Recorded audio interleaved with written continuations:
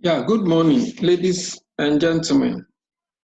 We have come to the last lecture in about ethics and cybercrime or fraud. All right, so in this lecture, we have about 6 objectives to achieve. So the first objective is that we need to understand the theories on which ethics are based or ethical issues are based. So here we'll look at 2 theoretical underpinnings of ethical issues. The first one is the consequential theories, which is more referred to as the theological theories. And then the second one is the non-consequential theories. Okay, so after that, we need to solve an ethical dilemma by applying ethical decision-making model. You realize that in life, most of the things that we do are based on theoretical models. So if X is done, the result will be Y and so on. So look at ethical decision-making model. And this one, it consists about 7 steps in the decision-making process, which we'll be looking at. And then we explain and give examples of ethical issues. We know that ethical issues apply to every aspect of life, in business, and so on. So what are the ethical issues related to accounting information systems?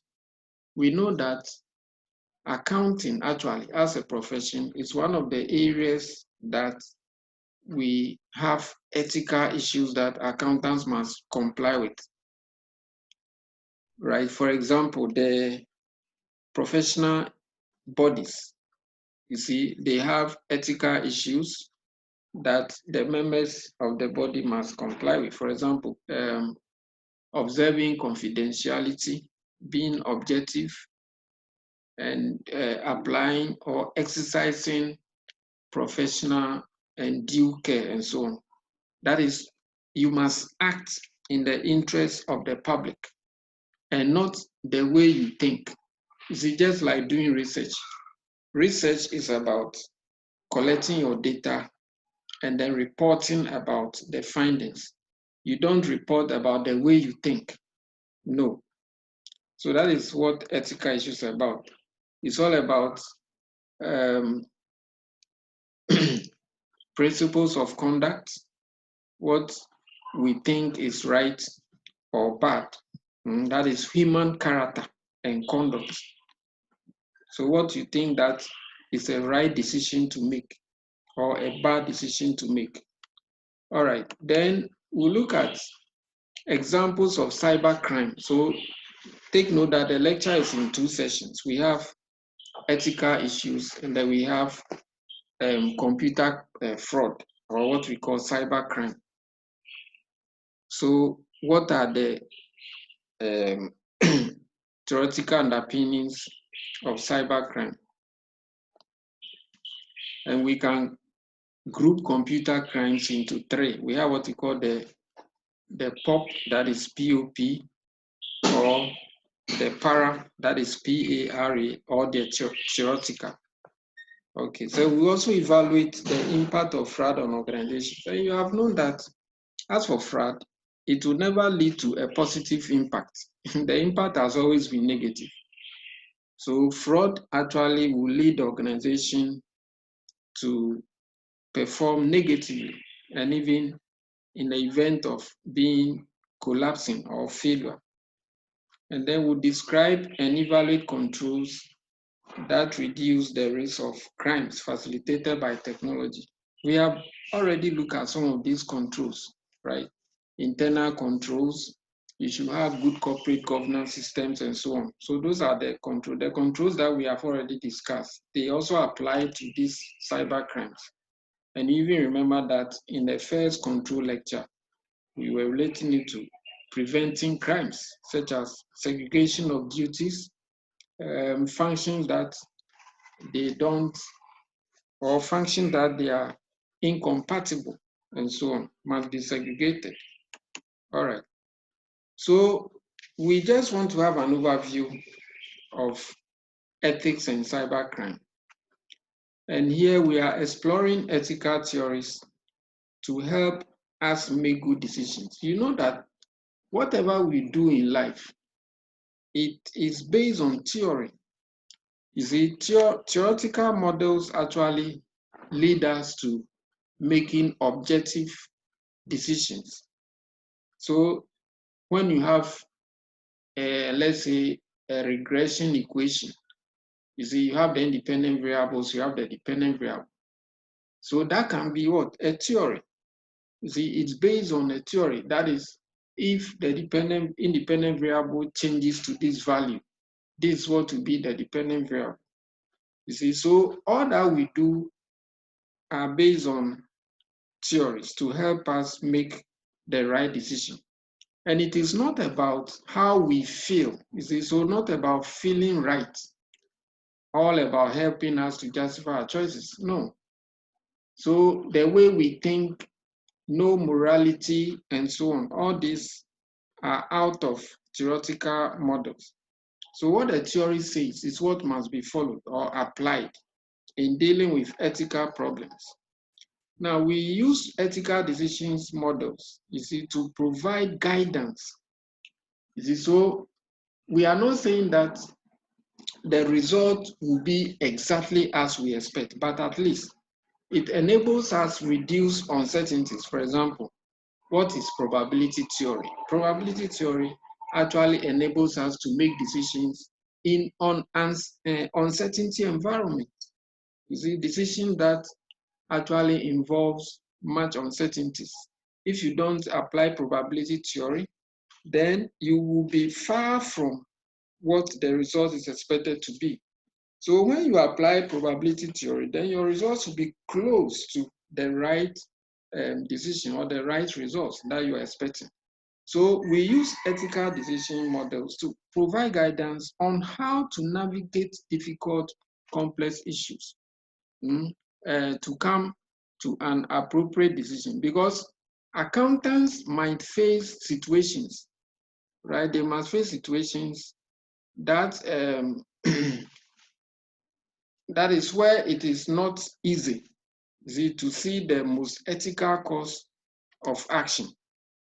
You see, so this also applies to a number of business sectors, just as accountants. Our concern is mainly based on accountants.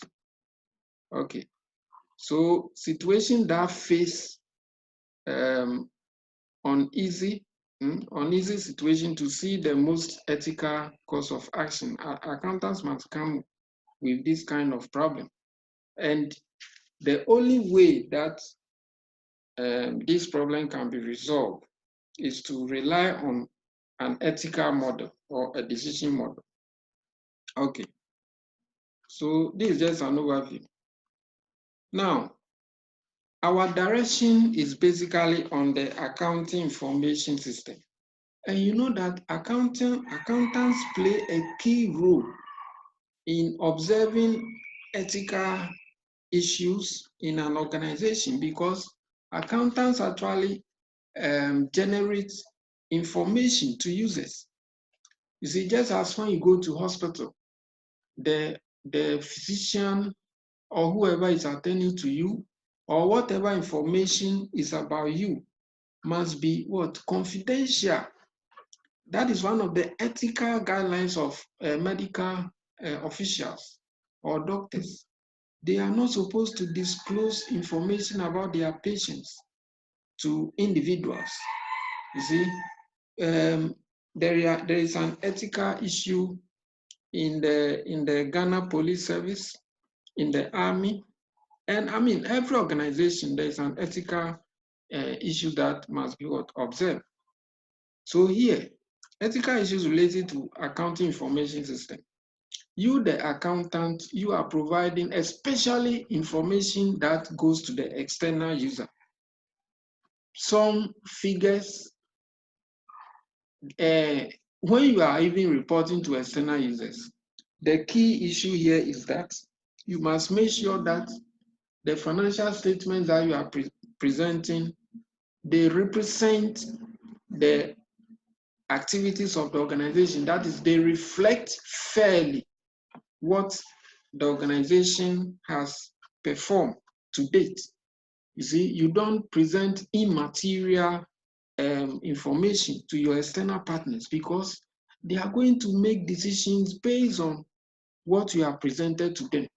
And that is why the auditor must assure you, assure the user that the information that is being presented to you is free from material error. And that if you base on it and you make a decision, you'll be making the right decision. So they are effective management, that is professional codes of conduct. Now, in the professional accounting field, we have what we call code. That is Code of Ethics for Professional Accountants.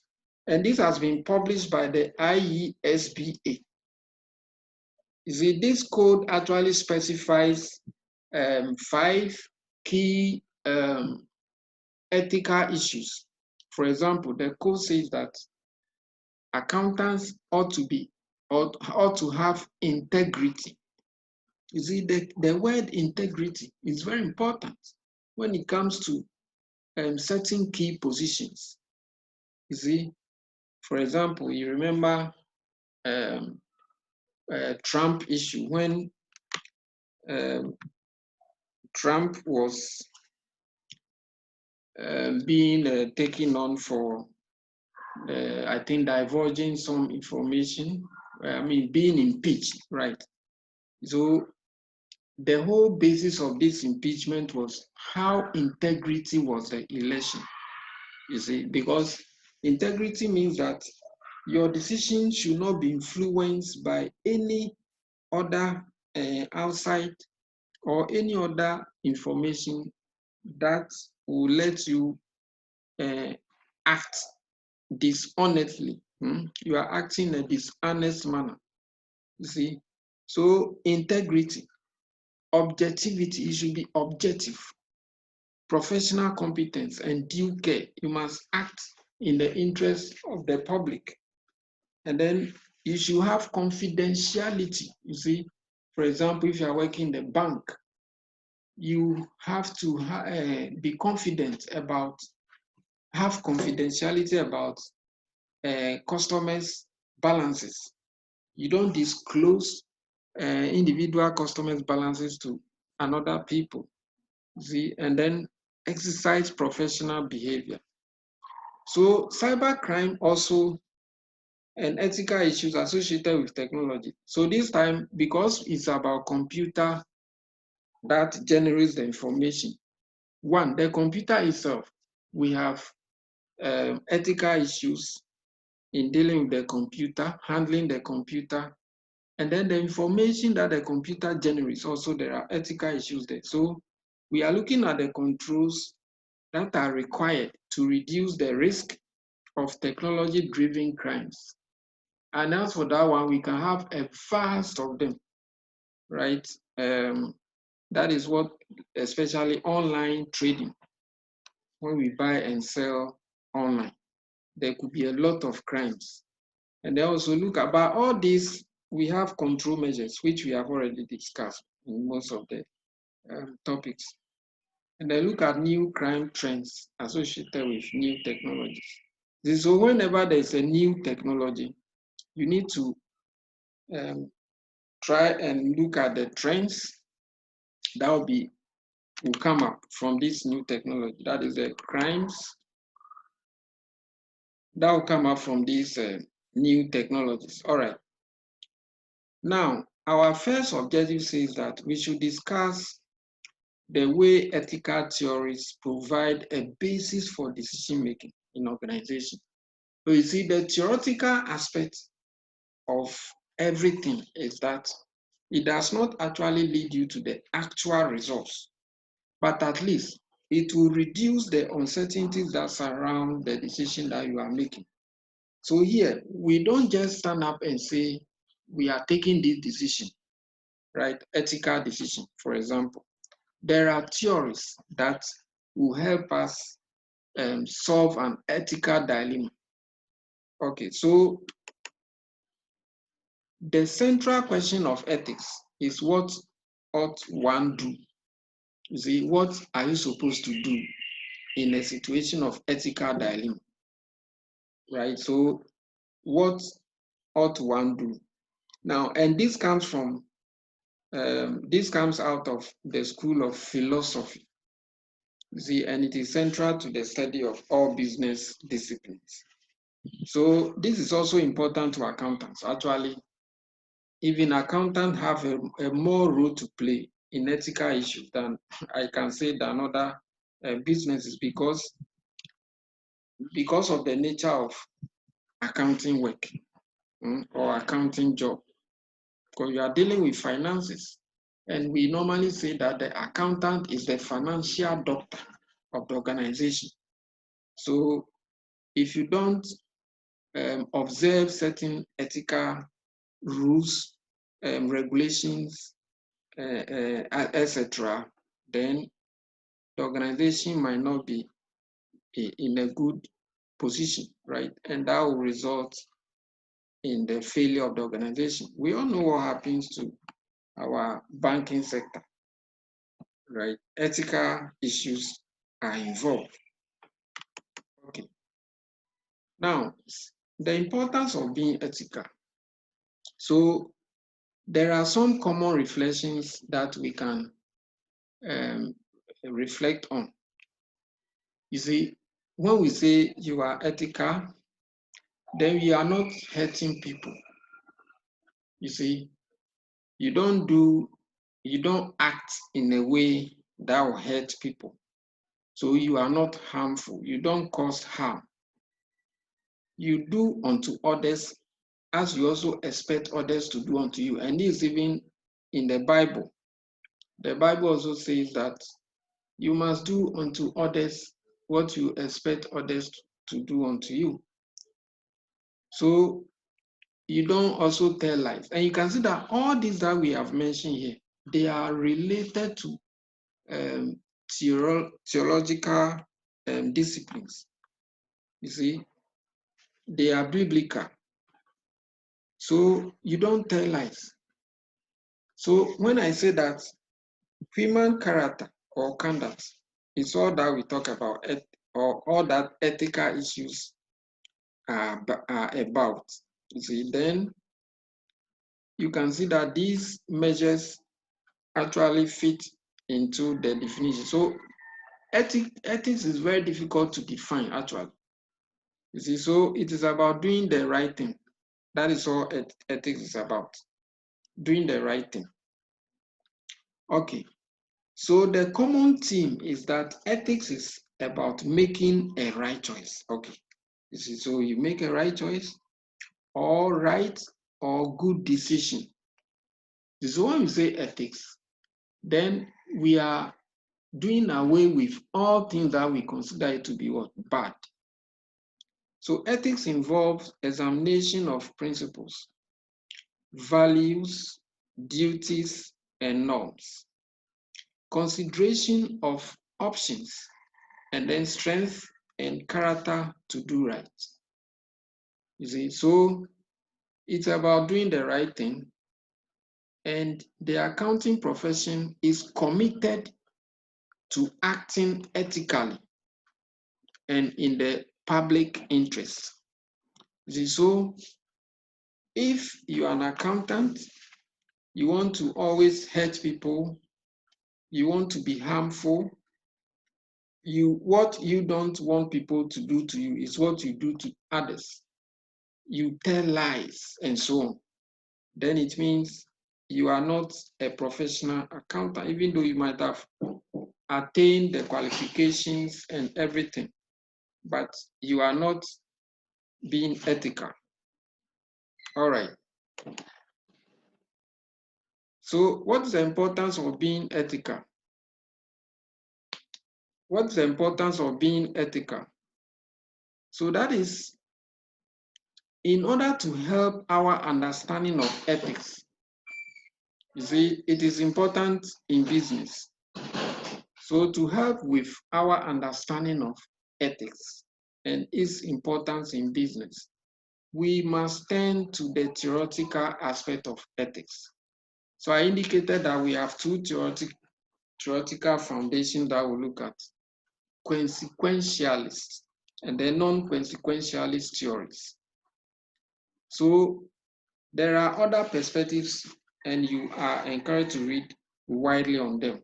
So we are not saying that only these two theories underpin ethics, right? So there are others that you need to read wide about them. Okay. So consequentialist theories says that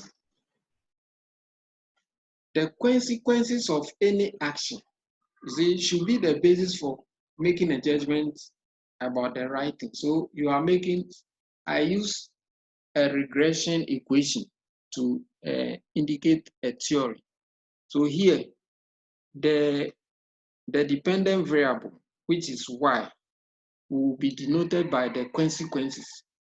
And then the action that you take will be the independent variable, which is denoted by x.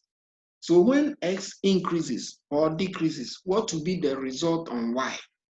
So this argues that the consequences of any action, the consequences. So when an action is performed, it will lead to some results. So that is what we are calling the consequences.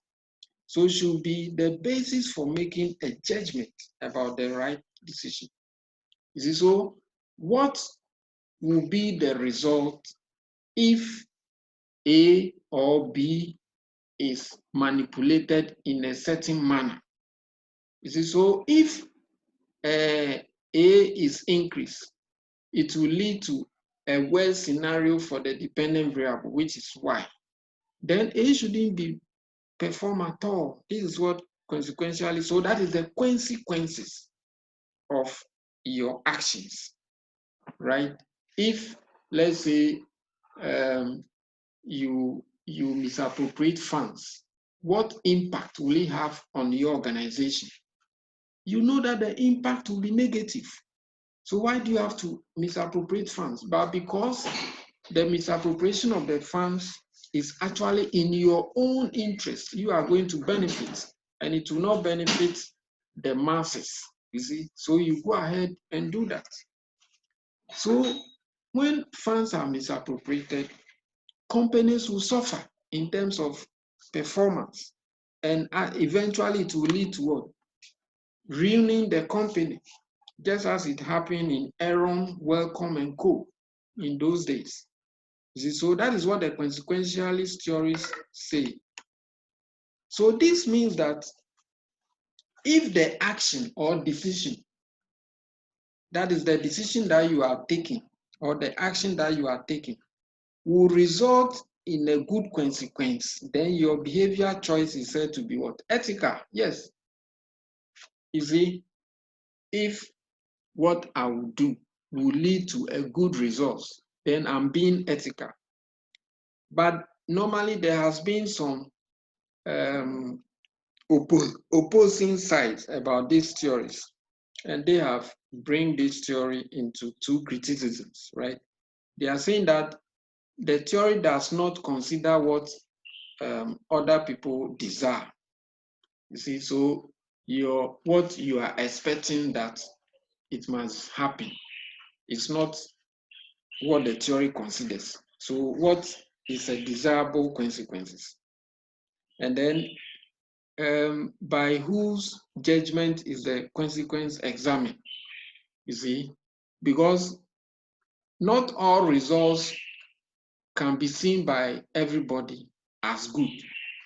There is something that you will see it as bad, but somebody will see it as good because it came in the favor of that person.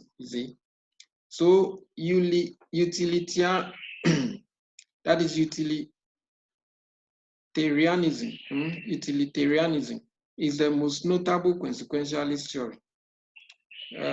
Here we are saying that the greatest good for the greatest number, that is what the majority says, is what the theory supports, right? So the basic form is that the cost benefit analysis. So if the benefit outweighs the cost, then that is what the theory supports most. But there are two major criticisms, as I've already mentioned. So the rights of individuals are not taken into account. And then it does also not consider the minority question, because we are saying that this theory considers what the majority supports. You see, so the minority question it doesn't support that one. So that led us to what we call the non-consequentialist theories of ethics. So when you look at the non-consequentialist theories, it is also known as the deontological theories, and it determines the ethics of decision by looking at the process of the decision. So what processes are involved in the decision that you are making before you are arriving at these consequences, right? So that is what actually the non-consequentialist theories looks at. So that is duty and rules, you see. So the decision that you are making, it must be in a certain process or stages. And then it has been espoused by German philosopher known as Kant, so known as the Kantianism. So Kantianism theory. So Kant argued that there are two questions to be asked. Can I rationally ask that everyone acts as I propose to act? You see? So you want to act in a certain way. Is it that the way you want to act is the way everyone also wants to act? If not, then it is not ethical to perform that action. You see, so maybe you want to make some drawings from your business. Or let's say that's a personal matter because the business is owned by maybe one person, so treat that proprietorship. But you are having some act in your organization. Are you sure that this act you want to perform, you see, everybody will also act in that manner? That is what everyone is proposed to act. If not, then then you are not being ethical to perform that action. Does my action respect the goals of human beings rather than just my own purpose? You see, and I think I cited this example of misappropriation of funds. You see, you know that misappropriation of funds actually is a negative consequences that we will arrive at. You see, but it is in your own interest. You are going to benefit from those funds. So you go ahead and do it. If not, then the action should not be what? Performed. So being ethical is not an easy task. It's quite a difficult task. Just like following what is good from following what is right. You see, just like the Bible says, you should do good. You can see that being a good Christian is not an easy task. It's a difficult task because the flesh is fighting the spirit, and the spirit is also what? Fighting the flesh. And you can see that we always give more room to what the flesh desires than what the spirit desires. And that's exactly what ethical issues are all about. So reframing, you are even seeing some amount of money, which probably from somebody's behavior or somebody's action might have inadvertently left on a table, you see, but you have pocketed it instead of looking for the owner and giving it back to the owner. You see, that is a difficult action to take because, as I'm saying, those times you also need money, and you have seen a huge money, you want to give it back to the owner. You see, but that is being what? Ethical. Okay. So let's now look at the importance of ethics in AIs. So to make critical decisions, we must adopt on a framework. You see, we cannot just make an ad hoc decisions, which are normally involved in ethics. So that is a theory. So we call it theory. A theory can be a model, it can be a framework as a starting point. So decisions based on intuition and personal feelings do not always achieve the best outcome. You see, the way you feel, you see, you are just looking at the thing and then you decide. And people take decisions from the appearances of events or objects. Somebody sees somebody and associate the person to a certain action. Mm? You see somebody, then you say, this person there is a thief. Meanwhile, it is not written on the forehead of that person that is a thief. No. But just looking at the appearance, you have associated the person to an armed robber. And it is very big mistake to do that. So we actually resolve ethical issues based on theory or framework, as I've already mentioned, the consequentialist theories or non-consequentialist theories. And note that there are other theories that we can also use. Okay, so importance of ethics in AIS and accounting. We may not be getting things right all the time. Of course, you can see that in accounting, there has been various misappropriations. There has been setbacks over the years, and that has been caused most organizations to have negative consequences. In fact, it has had negative impact on organizations. We have Bernard Madoff, Aaron, and distressed banks in Ghana and so on, as I already mentioned. So the world of accounting has had a few setbacks over the years relating to financial fraud, where auditors have not played their part effectively and appropriately. Fraud and ethics, they move together. One is, if you are ethical, then you will be avoiding fraud. That is why we are treating this, or even in most literature or books, these topics move together, ethics and fraud. See, there is no way, and that is also, you see, that is a theory. There's no way that you have good ethics or you behave ethically and then you also involve in or indulge in fraudulent activity. It doesn't happen that way. Unless you are not ethical, then you can be what? Fraudulent. So take note about that. All right, so we can watch the video. That is a PwC Pricewaterhouse Coopers Global Economic Crime Survey of 2018. They did some survey. So when you go to this website, you can watch the video on that survey. All right, so I'm treating everybody to watch. So ethical issue in business, issues. Now in business, we can have four main types of ethical issues. We have equity. We have honesty, and then exercise of corporate power. And the last one, there are about four of them.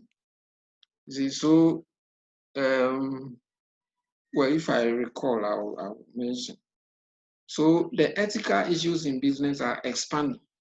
Well, if we consider now businesses are operating on a global scale, what I mean by that is that you sell and you purchase from a global partners. And you can see that even this current pandemic is forcing businesses to move to the internet and transact business on a global scale. So whistleblowers, we all know whistleblowers, they actually expose. For example, in the Trump issue, when Trump was being, Trump was charged for some kind of information, so he was being impeached. You see, so it was a whistleblower who actually exposed Trump for his conduct. You see, so his conduct actually is based on the integrity of the election that was held in 2016. So Accounting Professional and Ethical Standards Board Code of Ethics is mandatory for all members of the accounting profession. I think I mentioned earlier on that in the professional environment, we also have code that all accountants or professional accountants must abide with. So, so that is the IFAC's Code of Ethics from the International Federation of Accounting. They have Code of Ethics for Professional Accountants, and that has been published by the IESBA. And it's all about being honest and then being also having integrity. All right. Now, the information technology, I mentioned that we have about 3 levels, the POP, the para, and then the theoretical computer ethics. Okay, so when you talk about the POP computer ethics, it's simply the exposure to some stories and reports that has been found in the popular media regarding the good or bad ramifications of computer technology. So normally in AIS, you must understand this. Para-computer ethics also has to do with taking a real interest in computer ethics, and AIS candidates are supposed to have much knowledge about that. Then theoretical ethics. Okay. Now, when you go to the Sarbanes-Oxley Act, Section 406, it also specifies the ethical behavior that accountants, especially those in the AIS, must know. Okay, so let's go to second objective. Solving an ethical dilemma by applying an ethical decision-making model. And I indicated that we have about 7 steps or 7 stages in making an ethical decision. So ethical frameworks, or what we call theories or decision models, help guide us to apply ethical principles. So you base your ethical decision on the theory or the framework or a model. In fact, it means the same thing. So we consider a 7-stage ethical decision-making framework. Okay, so the first stage is that you need to know the facts. Of course, if you report a case at the police station, you see, you are asked to write your statement, and your statement is you are writing the facts. And the police will also conduct its own investigation into the case to identify the main facts of the case, you see. So here in ethics, you must identify the main case, the facts, that involve in the case that you are dealing with. So you may see a student and a lecturer always moving, like the student is close to the lecturer, but you don't know what is actually happening between them. You see, you need to find out first what, if, for example, that comes to an ethical issue that you must resolve. Find out what actually is involved, right? So that is finding the facts of the case. And then you have to define the issue. Referring to the facts from step 1, what is the ethical issue you are dealing with? You see? So, so from step 1, define the ethical issue. And then what principles can be used to solve the issue? So here, applicable theoretical principles or source of authority for solving the ethical issue, You see, there are some theoretical principles that we can use. And then what's the alternative causes of action and the stakeholders affected by this action? And then how do the principles match up with the alternative actions? The fundamental question here is whether the alternatives are consistent with the theoretical perspective identified in step 3.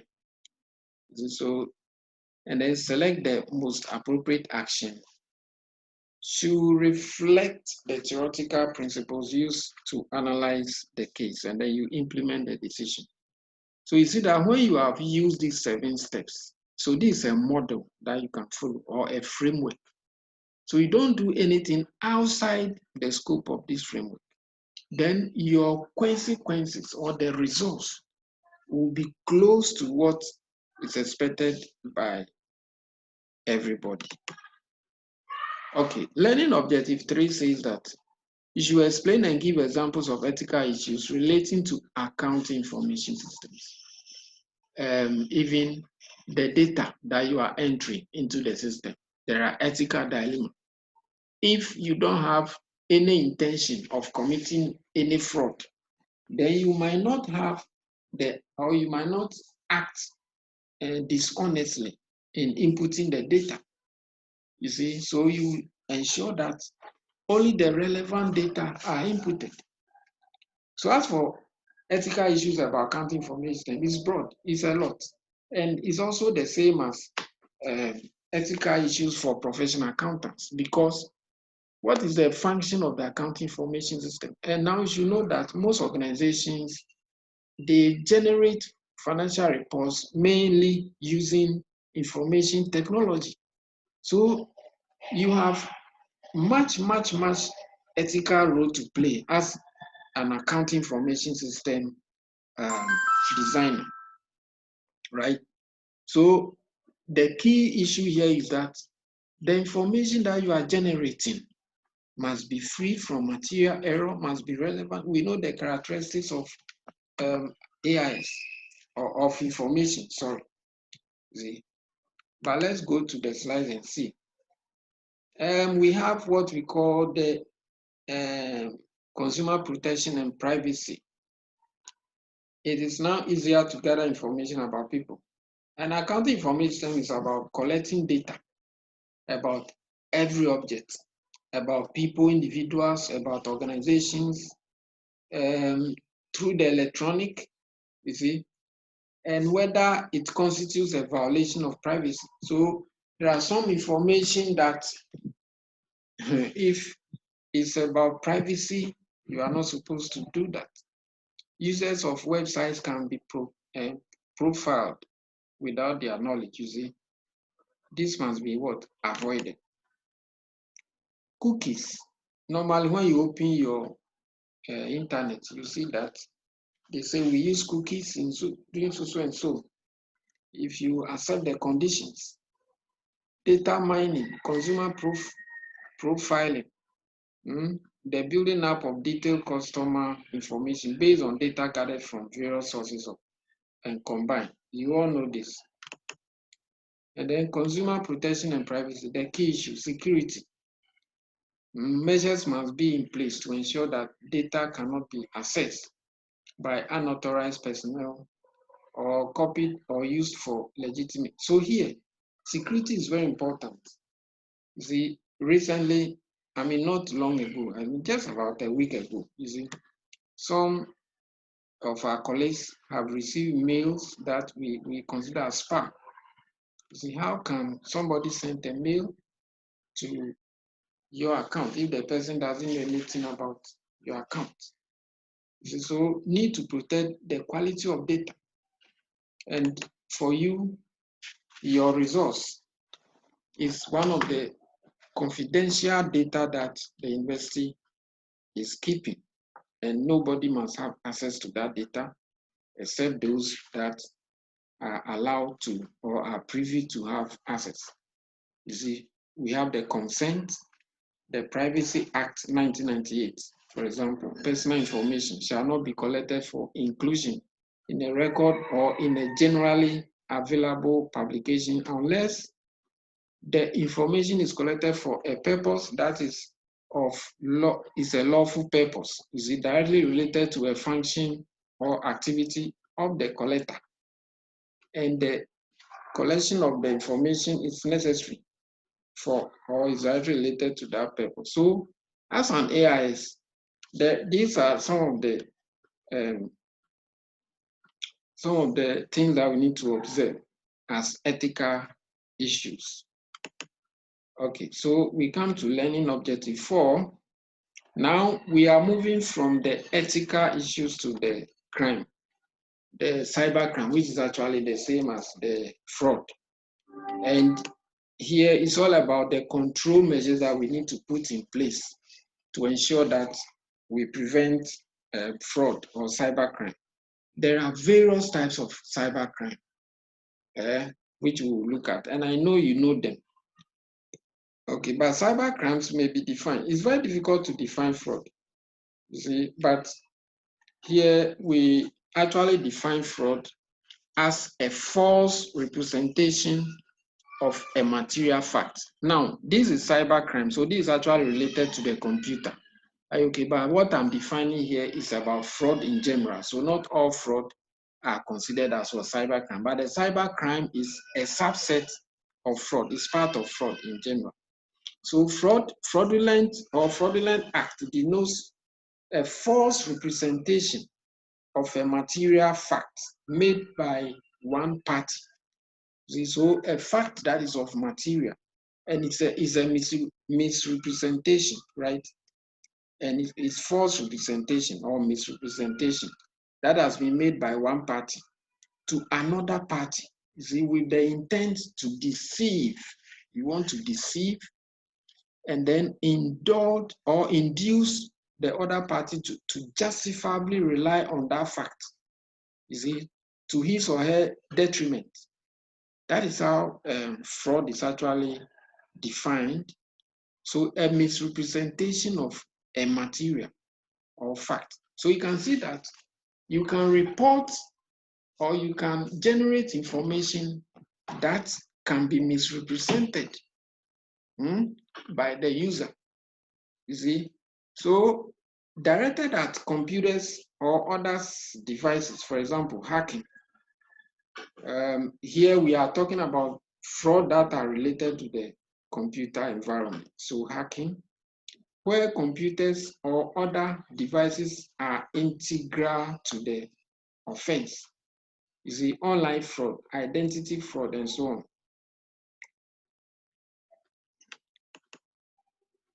So as I indicated earlier, we have several types of computer crime or cyber crime. Malware, that is malicious code designed to damage, steal data or disrupt computer systems and networks. Viruses, we all know virus, a program or code that is designed to infect a program, boot sector, partition sector, or document.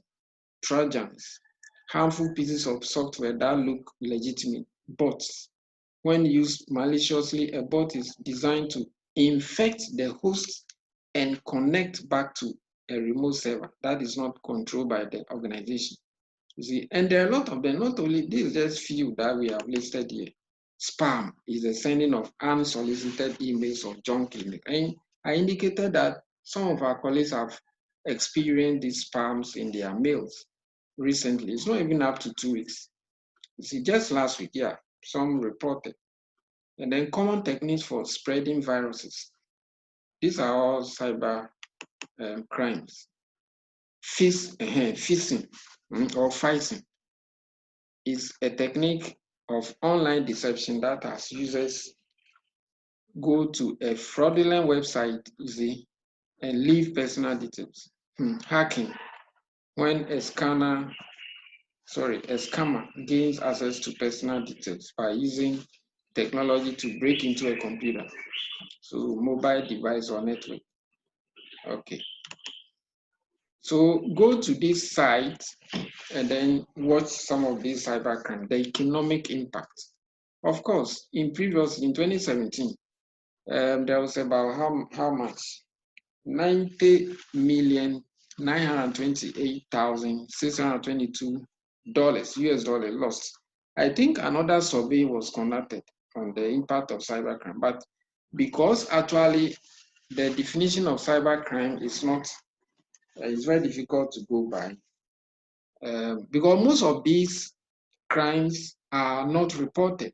And even if they are reported, not all information related to the crimes are reported, you see.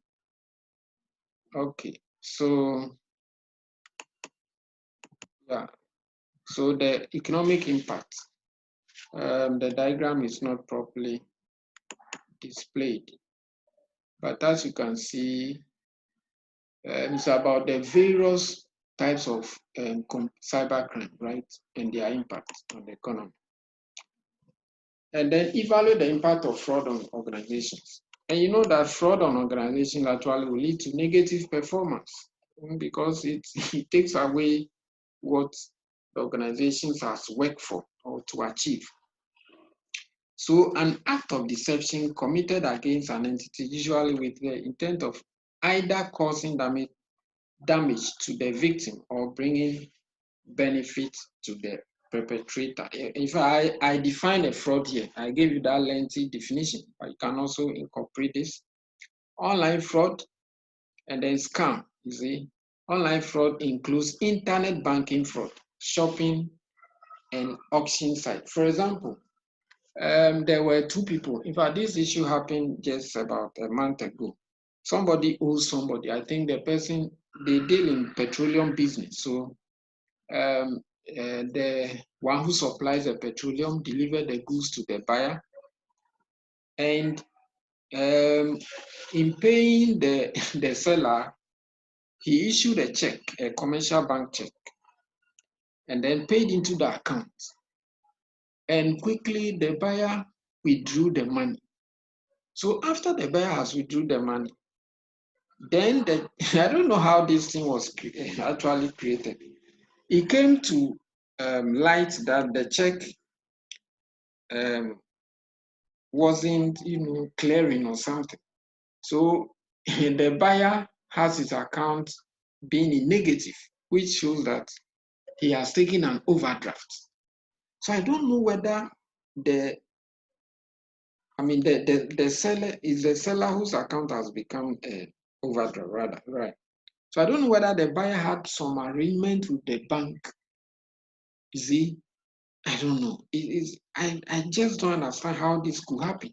So currently, the buyer has not paid the seller the money, and it's like the seller has to pay for the overdraft that has been the quantity of it was about 26,000, right? So 260 million OCD.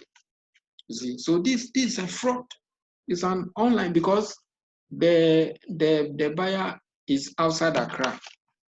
You see, and the goods were delivered to him at his depot station. You see, so online fraud includes internet banking. You see, so everything this actually happened on the internet. Internet banking fraud, shopping and auction site fraud, scam, spam, and identify theft. Scam, to get something from someone by plausible deceit or deception. And this is the global economics results from the survey that was conducted by the Pricewaterhouse in 2018. I think this is what I was talking about. So you can look at some of the results of cybercrime. And the fraud triangle, yes, pressure, opportunity, and rationalization. Pressure is simply where normally we say peer pressure, you see. Probably you are all of the same age group. Your colleagues have advanced in terms of probably they have built houses, they have purchased cars, they have businesses. You can see that they are ongoing. But you all attended the same school, you all completed the same year. You see, and the pressure from your community, you see, will make you also get to their level. And you don't have the money. So what do? You involve in fraud. Then we also have what we call opportunity. opportunity is, in actual fact, opportunity actually arises from,